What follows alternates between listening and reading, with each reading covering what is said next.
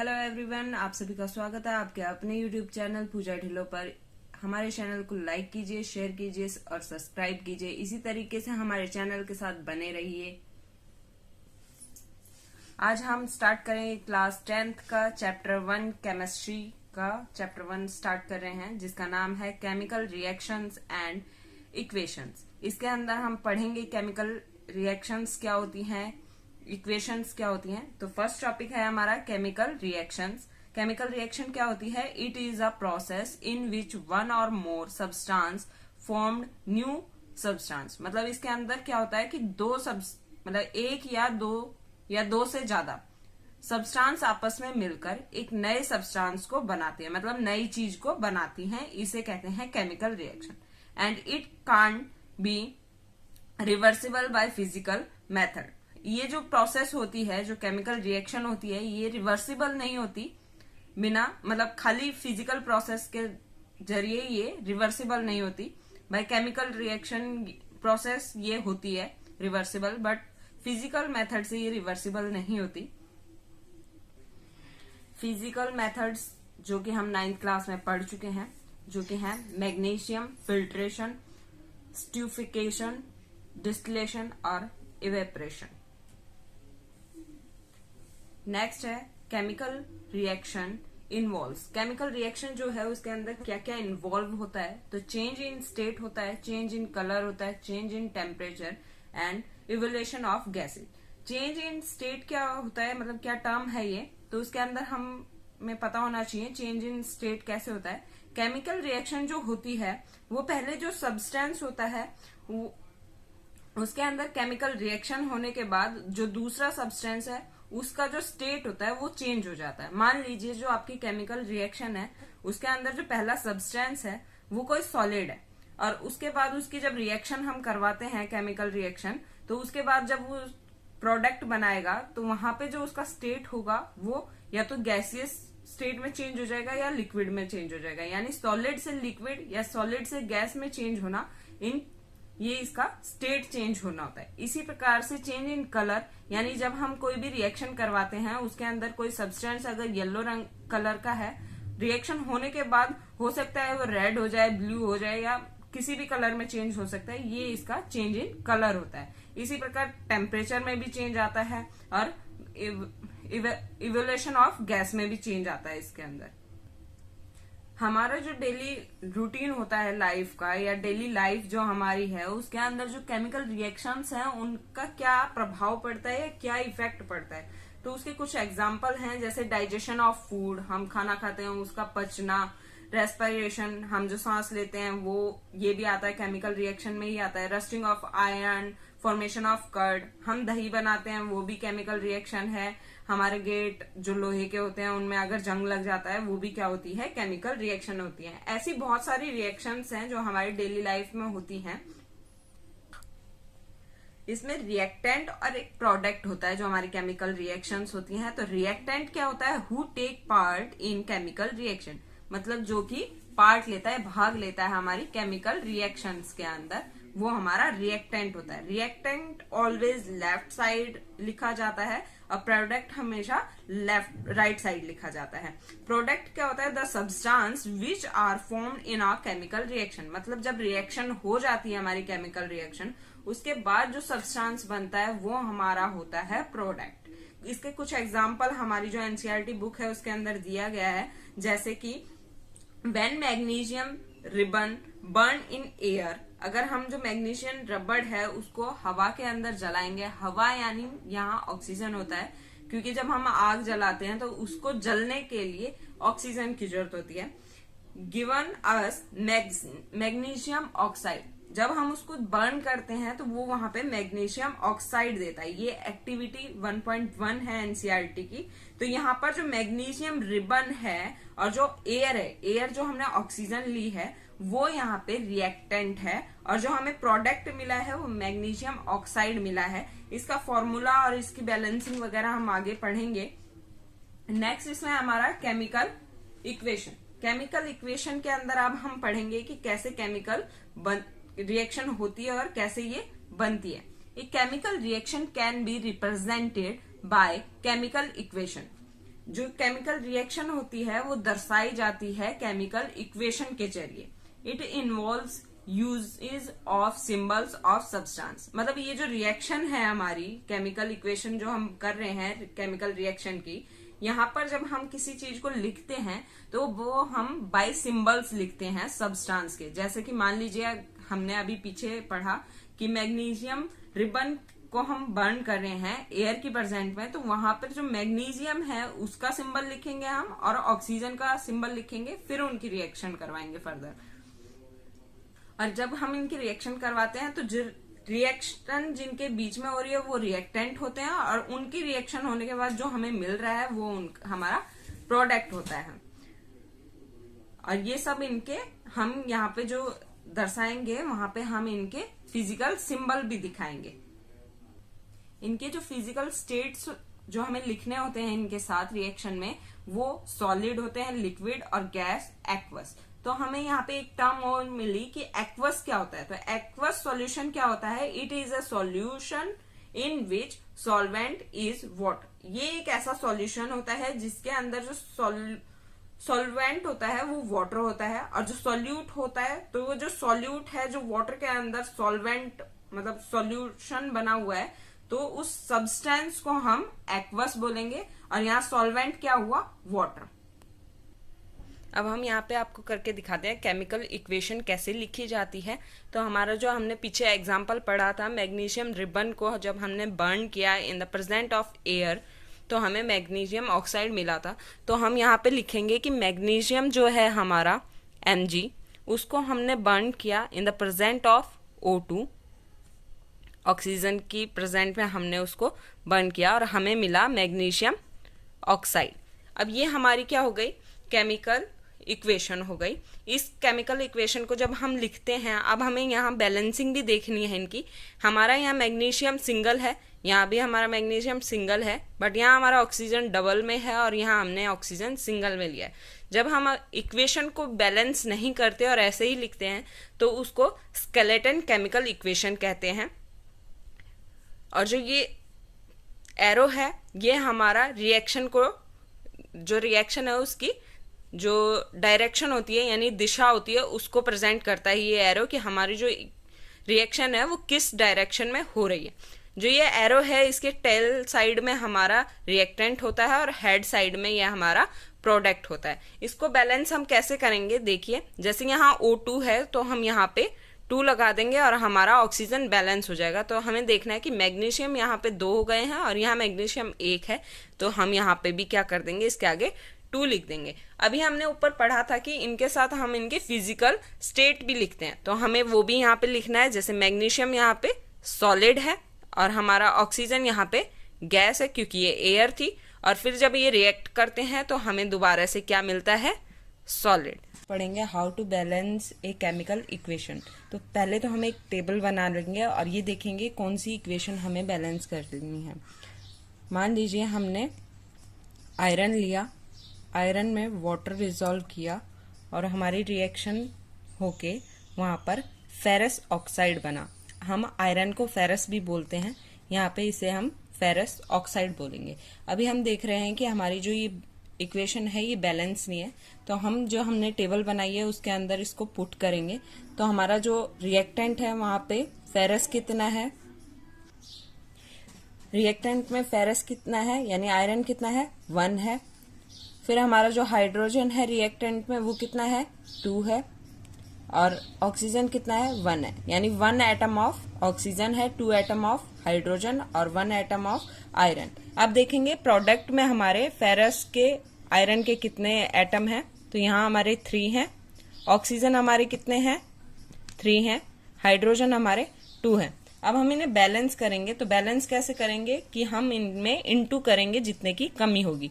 जैसे हम देख रहे हैं कि रिएक्टेंट में 1 फेरस है, 1 आयरन है यानी, और प्रोडक्ट में 3 आयरन है, तो हम यहाँ क्या करेंगे? 3 से मल्टीप्लाई कर देंगे और ये हो गया हमारा बैलेंस। ऐसे ही हम हाइड्रोजन देखेंगे, हाइड्रोजन हमारा बैलेंस है दोनों तरफ, तो अब हम ऑक्सीजन को बैलेंस करेंगे।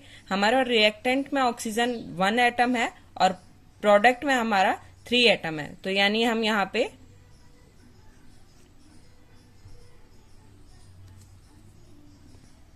यहाँ पर फेरस ऑक्साइड बना था यानी Fe3O4। तो यहाँ पे हमारे 4 मोल ऑफ ऑक्सीजन है, 4 एटम ऑफ ऑक्सीजन है। तो यहाँ पे हम क्या करेंगे, 4 से इंटू कर देंगे, यहाँ हमारा 4 आ गया। अब आप देख रहे हैं कि अगर पहले तो हम इनको बैलेंस करने के लिए इन सभी को ब्रैकेट में ले लेंगे ताकि जो अंदर है वो कोई चेंज ना कर सके हम। इसका मतलब होता है कि हमें जो चेंज करना है वो बाहर करना है, अंदर हमें एज इट इज रखना है, कोई चेंज नहीं करना है इसमें। अब देखना है हमें कि हमने यहाँ पे क्या किया है, फेरस के अंदर 4 लगाए हैं, मतलब ऑक्सीजन को बैलेंस करने के लिए 4 लगाया है यहाँ पे, और यहाँ पे हमने 3 लगाया था। तो यहाँ देखेंगे ये 4 हाइड्रोजन के साथ भी इंटू हो रहा है, तो 4 2 जा 8 हो जाएगा, यानी यहाँ पे 8 हो गया। अब यहाँ बैलेंस नहीं है तो इसको भी दोबारा बैलेंस करने के लिए हम यहाँ पे भी 4 इंटू करेंगे हमारे हाइड्रोजन के साथ। तो ये हमारी यहाँ पे बैलेंस इक्वेशन होगी, जिसको हम ऐसे लिखेंगे 3Fe प्लस 4H2O। रिएक्शन कराएंगे इनकी, Fe3O4 प्लस 4H2। अभी हमने पीछे पढ़ा था जब हम बैलेंसिंग करते हैं तो उसके स्टेट भी लिखते हैं। स्टेट हमारे क्या क्या थे, S से सॉलिड, L से लिक्विड, G से गैस, AQ से एक्वस। तो अब हमें यहाँ पे इसके सॉलिड स्टेट भी लिखने हैं कि मतलब ये कौन से स्टेट में है। तो हमारा जो आयरन है वो सॉलिड स्टेट में है, वाटर हमारा लिक्विड स्टेट में है, और हमारा फेरस ऑक्साइड हमारा यहाँ पे सॉलिड है, और हाइड्रोजन हमारी गैस है। अब हमारी जो ये इक्वेशन है ये बैलेंस इक्वेशन है, इसी तरीके से लिखेंगे। एक एग्जांपल और लेते हैं हम, जो हमारी एक्टिविटी 1.1 के अंदर जो हम पीछे भी कर चुके हैं। मैग्नीशियम को जब हम ऑक्सीजन के साथ मतलब एयर की प्रेजेंट में बर्न करते हैं तो मैग्नीशियम ऑक्साइड बनता है। वहां पे हमारा जो मैग्नीशियम था ये सॉलिड स्टेट में था, ये हमारी गैस स्टेट में था, और जो बर्न होने के बाद मैग्नीशियम ऑक्साइड मिला वो भी सॉलिड स्टेट में था। इसे बैलेंस करना था हमें। तो यहाँ हमारे 2 ऑक्सीजन है, मतलब जो छोटी इक्वेशंस होती हैं उन्हें हम बिना टेबल के भी सॉल्व कर सकते हैं।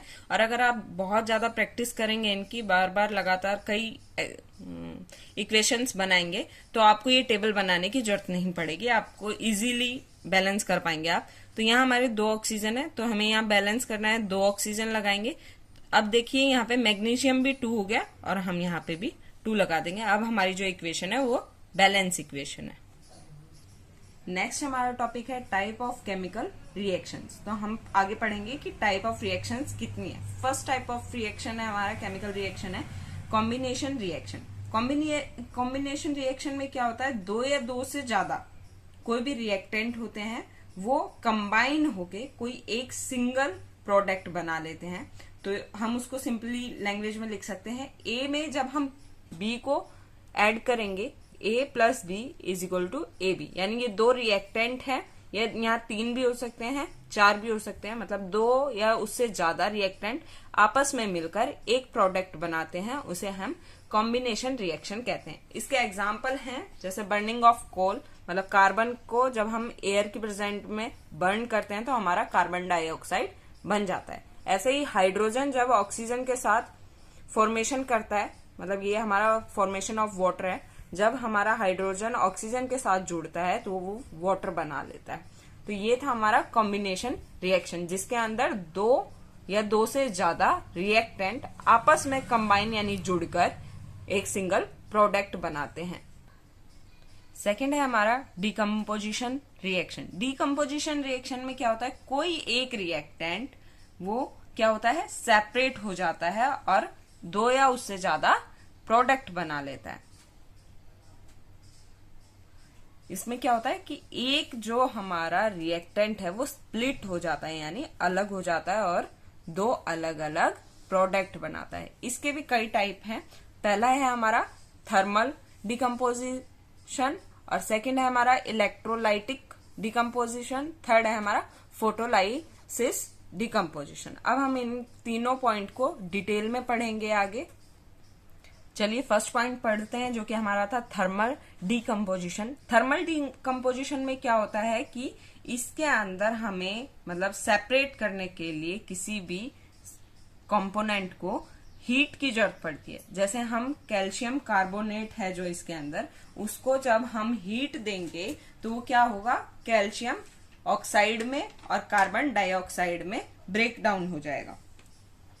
तो इसमें हमें क्या पता चला कि किसी भी चीज को अलग करने के लिए अगर हीट की जरूरत पड़ती है तो वो जो रिएक्शन होगी वो थर्मल डिकम्पोजिशन कहलाएगी हमारी। नेक्स्ट हमारा इलेक्ट्रोलाइटिक डिकम्पोजिशन। इलेक्ट्रोलाइटिक डिकम्पोजिशन में क्या होता है, इलेक्ट्रिक करंट को पास किया जाता है किसी भी रिएक्शन के अंदर। जैसे मान लीजिए वाटर की रिएक्शन हम करा रहे हैं और उसके अंदर से हम इलेक्ट्रिक करंट पास कर रहे हैं, तो इसके जो मोल हैं यानी एटम्स हैं वो ब्रेक डाउन हो जाएंगे अलग अलग और हाइड्रोजन और ऑक्सीजन में टूट जाएंगे।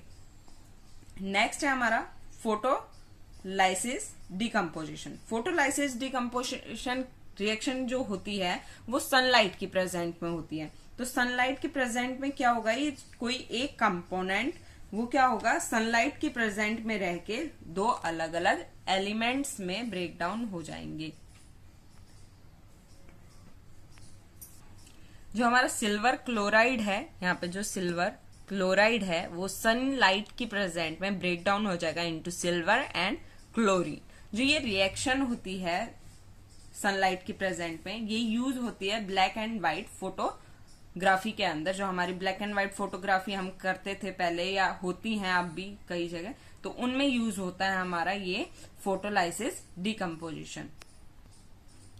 नेक्स्ट हमारा टाइप है डिस्प्लेसमेंट रिएक्शन। डिस्प्लेसमेंट रिएक्शन में क्या होता है, किसी एक की जो जगह है वो चेंज हो जाती है। तो वो कैसे होती है, इसके अंदर जो मोर रिएक्टिव एलिमेंट होता है वो क्या करता है, डिस्प्ले कर देता है, मतलब जगह चेंज कर देता है लेस रिएक्टिव एलिमेंट की। जैसे कि आप यहाँ पे एग्जांपल देख रहे हैं कि आयरन है, उसकी रिएक्शन कॉपर सल्फेट के साथ हो रही है और हमारा जो प्रोडक्ट बन रहा है वो फेरस सल्फेट बोल सकते हो या आयरन सल्फेट बोल सकते हो और कॉपर हो रहा है। तो आपने यहाँ क्या देखा, जो कॉपर सल्फेट है उसकी रिएक्शन जब आयरन के साथ हमने करवाई तो आयरन ने क्या किया, डिस्प्लेस कर दिया। मतलब किसको डिस्प्लेस किया, यहाँ कॉपर को। कॉपर की जगह पे अब हमारा जो प्रोडक्ट है वहां पर आयरन आ गया है। तो हमारा प्रोडक्ट क्या मिला हमें, फेरस सल्फेट, और हमारा अलग से हमारा जो कॉपर है वो सेपरेट हो गया। तो इसको एक तरीके से हम दिखाते हैं आगे कि कैसे जो मोर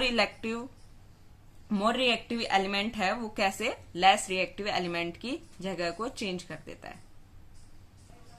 जैसे कि आप सभी को यहाँ दिखाई दे रहा होगा कि ये एक लोहे की कील है जिसको हमने क्या किया, कॉपर सल्फेट के एक सॉल्यूशन में, ये जो हमारा है ये कॉपर सल्फेट का सॉल्यूशन है, इसके अंदर हमने इस कील को डिप किया और उसके बाद जो इसके अंदर जो कॉपर था वो डिस्प्लेस कर देता है, जो सिल्वर है उसको थोड़ा गला के और उसके ऊपर कॉपर की एक लेयर बना लेता है और हमारी जो आयरन की कील थी, नेल थी, उसके ऊपर अब क्या हुआ, कॉपर सल्फेट का सॉल्यूशन उसके ऊपर कवर बना लेता है। तो इसी तरीके से क्या होता है, जो लेस रिएक्टिव होता है उसकी जगह पर जो मोर रिएक्टिव एलिमेंट होते हैं वो अपने आप को ले आते हैं। Double displacement reaction.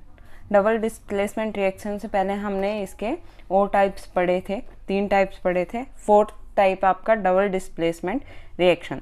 तो डबल डिस्प्लेसमेंट रिएक्शन के अंदर क्या होता है, a reaction in which new components are formed by multiple exchange of ions between 2 components. मतलब क्या बोल रहा है कि कोई भी कंपोनेंट है उसके अंदर क्या होता है, एक से ज्यादा बार, मतलब 1 या 2 से ज्यादा बार एक्सचेंज होता है आयंस का और उसके जरिए जो नया कंपाउंड बनता है वो बनता है डबल डिस्प्लेसमेंट रिएक्शन के अंदर। जैसे कि आपके यहाँ पे दिया हुआ है सोडियम सल्फेट। सोडियम सल्फेट की रिएक्शन बेरिलियम क्लोराइड के साथ करवाई गई है। बेरिलियम क्लोराइड के साथ जब सोडियम सल्फेट की रिएक्शन करवाते हैं तो हमारा जो सोडियम है वो एक्सचेंज हो जाता है बेरिलियम के साथ, तो हमारा बन जाता है बेरिलियम सल्फेट और दूसरा कंपोनेंट हमारा जो दूसरा प्रोडक्ट है वो हमारा सोडियम क्लोराइड बनता है। यहाँ पर क्या देखेंगे आप कि जो बेरिलियम आयन है यानी Ba+2 और जो हमारा सल्फेट आयन है SO4 2 नेगेटिव, इनमें क्या हो रहा है, चेंज हो रहा है और ये फिर फर्दर आगे जाके एक कंपाउंड बना रहे हैं जो कि है BaSO4। इसी तरीके से यहाँ पे क्या हो रहा है, सोडियम एक आयन है और क्लोरीन एक आयन है, ये दोनों भी आपस में मिलकर क्या बना रहे हैं, सोडियम क्लोराइड। तो इसमें यही समझाया गया है कि जो मल्टीपल एक्सचेंज हो रहे हैं इन रिएक्शन के अंदर, वो क्या करते हैं, एक नया कंपाउंड बनाते हैं आयंस को एक्सचेंज करके। नेक्स्ट है हमारा इसका 5th टाइप जो कि ऑक्सीडेशन एंड रिडक्शन है। तो समझते हैं हम ऑक्सीडेशन क्या होता है और रिडक्शन क्या होता है। ऑक्सीडेशन क्या होता है, the addition of oxygen to substance. जो इसके अंदर क्या होगा कि जो ऑक्सीजन है हमारा उसका एडिशन होगा, यानी ऑक्सीजन आके जुड़ेगा। The removal of hydrogen from a substance, और क्या होगा कि हाइड्रोजन किसी एक सब्सटेंस से अलग हो जाएगा। इसका एग्जाम्पल आगे देखेंगे हम, पहले हम रिडक्शन कर लेते हैं। रिडक्शन क्या होता है, addition of hydrogen and removal of oxygen. तो ये उल्टा होता है ऑक्सीडेशन का। ऑक्सीडेशन के अंदर क्या होता है, एडिशन होता है ऑक्सीजन का और रिमूवल होता है हाइड्रोजन का। उसी प्रकार रिडक्शन के अंदर हाइड्रोजन ऐड होता है और ऑक्सीजन रिमूव होता है। जैसे कि आप नीचे देख रहे हैं, आपको एक इक्वेशन दी हुई है, कॉपर और ऑक्सीजन की रिएक्शन करवाई गई है जिसके अंदर कॉपर ऑक्साइड बन रहा है। यहाँ पे क्या हो रहा है कि कॉपर के अंदर ऑक्सीजन जुड़ रहा है, तो ये रिएक्शन आपकी क्या होगी, ऑक्सीडेशन रिएक्शन। जो हमारी सेकेंड रिएक्शन है उसमें आप क्या देख रहे हैं कि कॉपर ऑक्साइड है, उसकी रिएक्शन हमने हाइड्रोजन के साथ करवाई है और हमें कॉपर मिल रहा है और वाटर मिल रहा है। तो हम इस रिएक्शन में देखते हैं कि क्या देख रहे हैं आप कि जो कॉपर है, कॉपर में से क्या हो रहा है, ऑक्सीजन अलग हो रहा है। तो जब हमने ऊपर पढ़ा था कि अगर हमारा जो ऑक्सीजन है वो क्या होगा, रिमूव हो जाएगा, तो वहां पे वो कौन सी रिएक्शन होगी, रिडक्शन रिएक्शन। तो ये हमारी क्या होगी, रिडक्शन रिएक्शन। और यहाँ आप क्या देख रहे हैं, हाइड्रोजन के साथ ऑक्सीजन जुड़ रहा है, यानी addition of oxygen. Addition of oxygen क्या था हमारा, ऑक्सीडेशन। तो आपको पता चल रहा है कि ये वाली जो रिएक्शन है वो क्या है, ऑक्सीडेशन हो रहा है यहाँ पे, और यहाँ पे क्या हो रहा है, रिडक्शन हो रहा है। जब किसी एक ही रिएक्शन में दोनों चीज होती हैं, ऑक्सीडेशन और रिडक्शन, तो उस पूरी रिएक्शन को हम क्या बोलते हैं, रिडॉक्स रिएक्शन। तो उस पूरी रिएक्शन को क्या बोलेंगे हम, रिडॉक्स रिएक्शन बोलेंगे। नेक्स्ट हमारा टॉपिक है effects of oxidation in daily life. हमारे जो डेली लाइफ है उसके ऊपर ऑक्सीडेशन का क्या प्रभाव पड़ता है। तो फर्स्ट प्रभाव हमारा क्या पड़ता है, कोरेजन। कोरेजन क्या होता है ये हम आगे देखते हैं। When a metal is exposed to substance such as moisture, air, water, acid etcetera, for some time a layer of oxide is formed which weakens the metal, hence metal said to be corrode। तो क्या हुआ, इसका मतलब ये कह रहा है कि जब भी कोई भी सब्सटेंस हवा के, पानी के या फिर मॉइस्चर के या फिर एसिड के संपर्क में आ जाता है कुछ समय तक, तो क्या होता है, उसके ऊपर एक लेयर यानी परत बन जाती है ऑक्साइड की, और वो क्या कर देता है, उस मेटल को वीक कर देता है यानी कमजोर कर देता है, और इसी को हम क्या कहते हैं, कोरोइड कहते हैं। इसके एग्जाम्पल हैं कुछ, जैसे आप सभी ने अपने डेली लाइफ में देखा भी होगा, रस्टिंग ऑफ आयरन। आपने देखा होगा कि जो लोहे के या तो सरिये लगा लो या गेट या कुछ भी, उन पे क्या होता है कि जंग की परत लगने लग जाती है, तो वो भी क्या होता है, कोरेजन होता है। या फिर आपने देखा होगा कि जो सिल्वर होती है, यानी सिल्वर मोस्टली सबने देखी है, चांदी की जो पायल होती हैं वो कुछ महीनों बाद थोड़ी थोड़ी काली पड़ने लग जाती हैं, वो भी किस वजह से होता है, कोरेजन की वजह से होता है। आपने देखा होगा कि कॉपर के जो बर्तन होते हैं हमारे, जो कॉपर की नीचे लेयर भी लगी होती है कई बर्तनों में, तो वो भी क्या होती है, थोड़ी थोड़ी ग्रीन कलर की होने लग जाती है। ये भी एक एग्जाम्पल है कोरेजन का। नेक्स्ट हमारा जो प्रभाव पड़ता है यानी इफेक्ट पड़ता है वो क्या है, रेनिसिटी है। तो ये क्या होती है ये देखते हैं। The oxidation of fats and oil when exposed to air is known as rancidity. क्या बोल रहा है ये कि जब भी हम क्या करते हैं, कोई भी चीज़ है उसका ऑक्सीडेशन होता है, फैट और ऑयल के उसको हवा के संपर्क में आने से बचाया जाता है, उन्हें कहते हैं rancidity. It leads to bad smell and bad taste of food. ये क्या करता है, क्या किस चीज़ से बचाता है हमारे फूड को कि जो हमारा फूड है वो बैड स्मेल यानी गंदी स्मेल ना देने लग जाए और उसका जो टेस्ट है वो ख़राब ना होने लग जाए। इसका एग्जांपल आप ऐसे ले सकते हैं कि आप सभी ने चिप्स खाई होंगी या फिर कोई भी फूड आइटम जो पैक होता है, तो उसके अंदर क्या करते हैं कि हम जो हमारी ऑक्सीजन है उसको निकाल के और उसके अंदर नाइट्रोजन गैस भरी जाती है। नाइट्रोजन गैस उसके अंदर क्यों भरी जाती है, ताकि जो वो फूड आइटम है वो लंबे समय तक अच्छा रह सके, उसका टेस्ट वैसा ही रहे जैसा वो बना है और उसके अंदर स्मेल ना हो, इसीलिए उसके अंदर नाइट्रोजन गैस भरी जाती है। इसी को रेंसिडिटी कहा जाता है कि जो फूड आइटम है उसे गंदी स्मेल और ख़राब होने से बचाया जाए। तो ये एक प्रोसेस होता है फूड आइटम्स को स्टोर करने के लिए। नेक्स्ट है हमारा chemical reaction also classify on the basis of temperature. जो हमारे केमिकल रिएक्शंस हैं उनको हम टेम्परेचर के बिहाफ पे भी क्लासीफाई कर सकते हैं। फर्स्ट हमारा टेम्परेचर के बिहाफ पे एक्सोथर्मिक रिएक्शन हो गई, सेकंड हमारी एंडोथर्मिक रिएक्शन हो गई। एक्सोथर्मिक रिएक्शन पढ़ते हैं हम। एक्सोथर्मिक रिएक्शन क्या होती है, reaction in which heat is released along with formation of product called exothermic reaction. इसमें क्या बोल रहे हैं कि जब भी हम कोई रिएक्शन करवाएंगे और हम जब प्रोडक्ट बनाएंगे तो क्या है कि जो हीट है वो भी रिलीज हो साथ में, तो वो जो रिएक्शन कहलाएगी आपकी वो होगी एक्सोथर्मिक। एक्सोथर्मिक में क्या होता है, हीट रिलीज होती है। जैसे आप यहाँ एग्जांपल देख रहे हैं, बर्निंग ऑफ नेचुरल गैस। हमने नेचुरल गैस ली है जो कि मीथेन है, मीथेन के साथ हमने ऑक्सीजन यानी उसको बर्न किया है, तो बर्न करने के लिए जाहिर सी बात है ऑक्सीजन की जरूरत पड़ेगी। तो वहाँ पे आप क्या देख रहे हैं कि ऑक्सीजन के प्रेजेंट में उसे बर्न किया जा रहा है और आपको क्या मिल रहा है, वहाँ कार्बन डाइऑक्साइड मिल रही है, वाटर मिल रहा है और हीट रिलीज हो रही है। जब भी किसी रिएक्शन में हीट रिलीज हो तो वो क्या, कौन सी रिएक्शन होगी, एक्सोथर्मिक रिएक्शन होगी। नेक्स्ट है आपका एंडोथर्मिक। एंडोथर्मिक रिएक्शन क्या होती है, the reactions which required energy in the form of heat, light and electricity called endothermic reaction. ऐसी रिएक्शन, ऐसी प्रक्रिया जिसके अंदर आपको क्या किस चीज़ की जरूरत पड़ेगी, हीट की, लाइट की या फिर एनर्जी की। ये फॉर्म है हमारी एनर्जी की, तो इस फॉर्म में हमें एनर्जी चाहिएगी उस रिएक्शन को करवाने के लिए, मतलब प्रोडक्ट को पाने के लिए हमें उसके अंदर या तो हीट देनी पड़ेगी या लाइट देनी पड़ेगी या इलेक्ट्रिसिटी देनी पड़ेगी।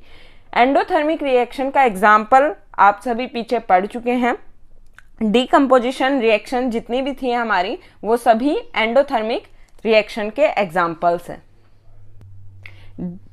डिकम्पोजिशन रिएक्शंस के अंदर आपने क्या क्या पढ़ा था, डिकम्पोजिशन रिएक्शन के अंदर आपने पढ़ा था कि आपने क्या किया था, कैल्शियम कार्बोनेट के अंदर हीट डाली थी और आपने कैल्शियम ऑक्साइड बना दिया था। तो वो किस तरह से था, ये आपका कैल्शियम कार्बोनेट है, इसके अंदर आपने क्या की, हीट डाली और आपको क्या मिला, कैल्शियम ऑक्साइड मिला और कार्बन डाइऑक्साइड गैस रिलीज हो गई यहाँ से। तो ये थी आपकी डिकम्पोजिशन रिएक्शन जो कि एक एग्जाम्पल है एंडोथर्मिक रिएक्शन का। आज ये हमारा चैप्टर कंप्लीट हो गया है। अगर इस चैप्टर में आपको कोई भी डाउट है या कोई भी चीज़ आपको समझ में नहीं आती है तो आप हमें कमेंट करके बता सकते हैं, हम फर्दर इस पे और वीडियो बनाएंगे। अगर आप लोगों को समझ में नहीं आता है तो हमारे चैनल को लाइक कीजिए, शेयर कीजिए और सब्सक्राइब कीजिए। Thank you for watching.